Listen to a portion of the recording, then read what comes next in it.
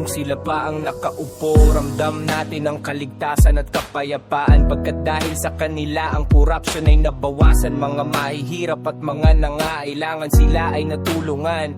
Sa bayan kong El Nido, sila ang tunay na may puso at may nalasakit. Ngunit ngayon ang kanilang panunungkulan sa aming bayan, kontratuhin ng matataas na uhaw. Sa posisyon parang salot sa lipunan, sila'y pinagkaisahan ng mga nakaupo. Sa laban mo kasama kaming taga El Nido. Ganito ba talaga ang batas sa ating bayan? Sino pa yung nasa tama ay siya pa ang sinisiraan at pag-iinitan. Buti pa yung mga sumisira ng kagubatan, gawain ng masasama, kurakot sa bayan. Meron kayong malasakit, paano naman yung pera ng ating bayan? Mga mahihirap nagugutom at binabaha ngayon ng pumalit na namuno ay gutom. Lumabas ang kriminal, mamamatay tao, magnanakaw, nakakatakot. Araw-araw may patayan na tila papaligsahan at ang mga mahihirap ay lalo pang nahirapan. Rosento, parang kahit na ano man ang mangyari. Rosento, ang pinakamagaling na mamuno sa laban ng Rosento. Kakampi mo ang marami noon hanggang ngayon. Rosento pa rin kami. Rosento, parang kahit na ano man ang mangyari. Rosento, ang pinakamagaling na mamuno sa laban ng Rosento.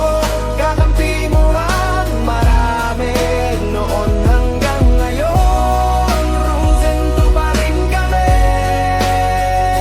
Nakamagaling, naging pinuno ng aming bayan. Ngayon ay pinagtutulungan ng kampo ni sa tatas. Mga walang ibang hangad kundi sa trono maupo. Para sa posisyon ay handa na makipagbuno. Nung kanyang panahon ay nabawasan ng corruption at puro pangako. Ngayon ay mananatiling mamumuno at maglilingkod, sapagkat ang ibang namumuno naman na kumakalaban sa kanila ay baliwan namumuno. Mga buwaya, mamatay tao, lahat ay bumalik-balik sa dating gawi. Wala nang kinakatakutan. Ano na ang nangyari sa pinasigla niyang bayan ng El Nido? Ang sukli ba ay paninira sa kanyang pinaghirapan? Galit ba kayo pagkat siya ay totoo magsalita? O galit kayo kasi siya yung maraming nagawa at natulungan? Nakilala ang El Nido nung sinigas Rosento.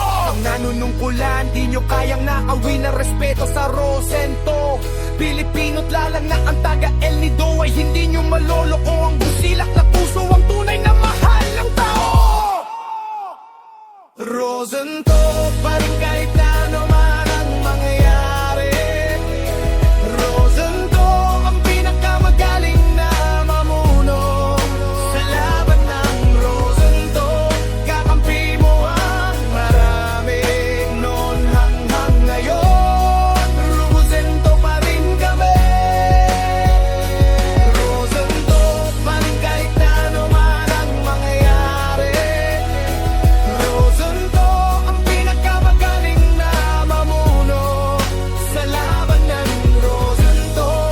Kakampi mo ang marami noon hanggang ngayon. Rosento pa rin kami.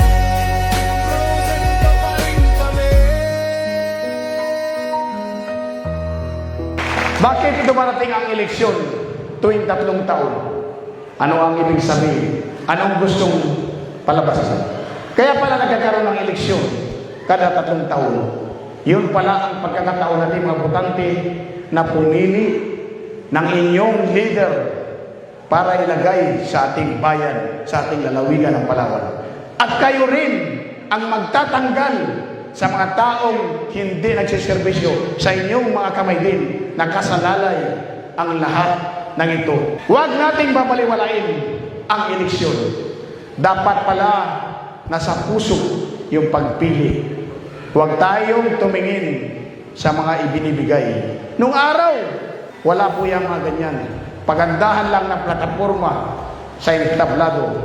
Ang masaklap, dumating ang mga ganitong sitwasyon. Pati barangay eleksyon, nagkaroon na ng pera-pera system. Nakakalungkot. Gusto mo magserbisyo, wala kang pera, hindi ka mananalo.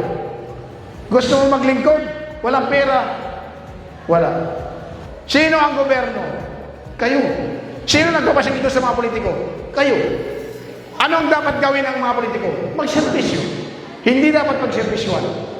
Kaya ka nga nanumpa, pag nanalo ka tutuparin ko ang lahat-lahat para sa ikabubuti, para sa ating mamayan.